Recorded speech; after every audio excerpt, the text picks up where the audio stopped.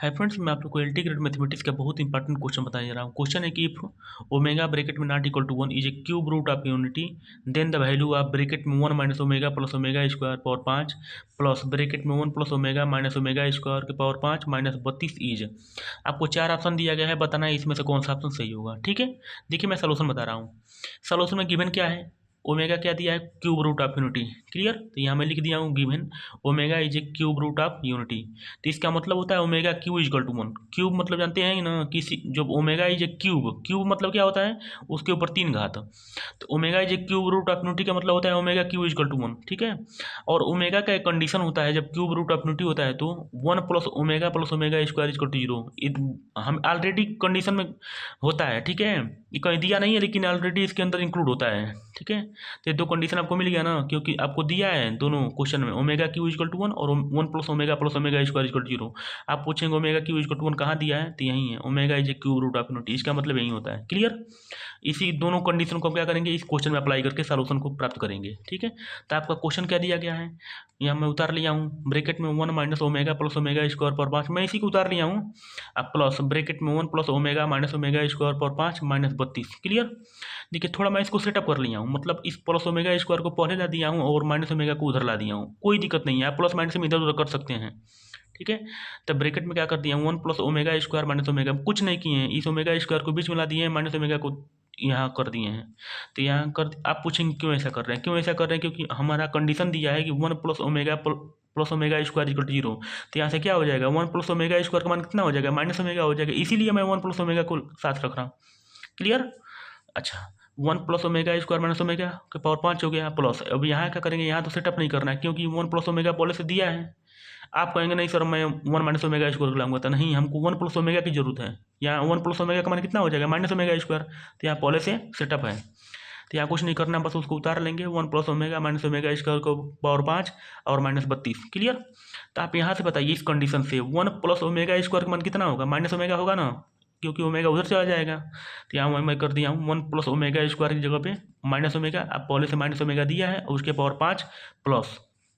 अभी इसी कंडीशन से 1 प्लस ओमेगा का मान कितना होगा, माइनस ओमेगा स्क्वायर हो जाएगा। तो यहाँ 1 प्लस ओमेगा की जगह पे रखेंगे माइनस ओमेगा स्क्वायर, और पहले से माइनस ओमेगा स्क्वायर दिया है, उसके पावर 5 और माइनस 32। क्लियर, अच्छा माइनस ओमेगा कितना होता है, माइनस 2 ओमेगा होता है, प्लस माइनस ओमेगा स्क्वायर कितना हो जाएगा, माइनस 2 ओमेगा स्क्वायर, उसके पावर 5 माइनस 32। क्लियर, अच्छा आप पावर को मल्टीप्लाई करना चाहें, सब जानते होंगे, छोटा कैलकुलेशन है। ठीक है, तो आप क्या करेंगे, जो निगेटिव है इसके आगे कुछ नहीं है, तो -1 से मल्टीप्लाई हुआ है ना, तो इसको -1 के पावर 5 लिख सकते हैं ना। उसके बाद देखिए, जब किसी भी नंबर के ऊपर घात लगा होता है ना, तो सभी नंबर के ऊपर घात होता है। ठीक है, तो यहाँ से क्या हो जाएगा, -1 के पावर 5 हो जाएगा, 2 के ऊपर भी 5 है, ओमेगा के ऊपर भी 5 है।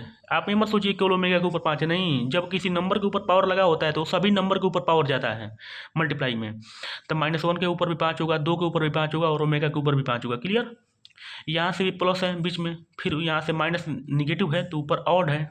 अगर आपको डायरेक्ट बताना होता तो मैं यहाँ नेगेटिव लिख देता, लेकिन नहीं, समझाने के लिए मैं लिख रहा हूँ। तो -1 के ऊपर 5 होगा, 2 के ऊपर भी 5 होगा, और पूछेंगे ओमेगा के ऊपर 10 कहाँ से आया है, तो आपको पता है कि घात में घात का गुणा होता है। यहाँ पे ओमेगा था तो ओमेगा पावर 5 हो गया, लेकिन यहाँ ओमेगा स्क्वायर है, तो जब ऊपर ओमेगा स्क्वायर के ऊपर पावर 5 लिखेंगे ना, तो घात में घात का गुणा होकर के 5 दूना 10 हो जाएगा। क्लियर, क्योंकि आप लोग अगर लिखना चाहते हैं कि स्टेप और लिख सकते हैं कि ओमेगा स्क्वायर के पावर 5, फिर आपको करना पड़ेगा ओमेगा पावर 10 हो जाएगा, क्योंकि घात में घात गुणा कर देंगे।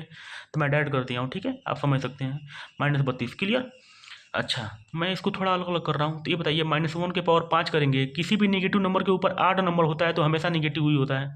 आप समझ रहे हैं कि -1 को 5 बार मल्टीप्लाई करेंगे तो माइनस ही आएगा। क्लियर, अच्छा 2 पावर 5 का मतलब क्या होता है, 2 को 5 बार मल्टीप्लाई करना, तब 32 हो जाएगा। ठीक है, आप गुणा करके देख सकते हैं। और मैं क्या किया, ओमेगा पावर 5 को थोड़ा ब्रेक कर दिया हूँ, omega cube into omega square.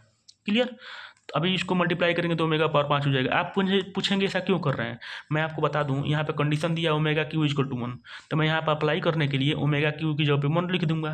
Clear, इसे कर रहा हूँ।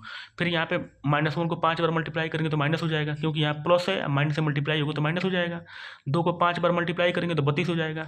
अच्छा ओमेगा पावर 10 है ना, तो यहाँ पे क्या करेंगे, ओमेगा पावर 9 इंटू ओमेगा, अभी मल्टीप्लाई करेंगे तो ओमेगा पावर 10 हो जाएगा। आप पूछेंगे क्यों यहाँ पे ओमेगा पावर 9 किए हुए हैं। अच्छा क्योंकि हमको ओमेगा पावर 3 इक्वल टू 1 दिया है, तो यहाँ से ओमेगा पावर 9 का मान कितना होगा, 1 ही होगा ना।